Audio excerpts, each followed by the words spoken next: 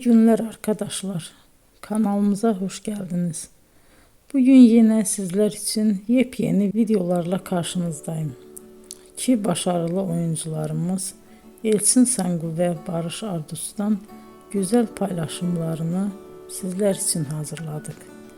Elçin Sangu, Sevdim Alabora, Yalancı ve Mumları, Kiralık Aşk, İyi Günde Kötü Günde bu dizilerde rol almış ve herkes tarafından çok beğenilmiştir.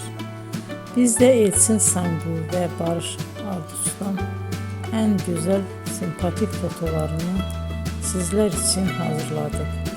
Bu karelerin devamını istiyorsanızsa emeğe saygı olarak kanalımıza abone olup yorum yazmayı unutmayın arkadaşlar.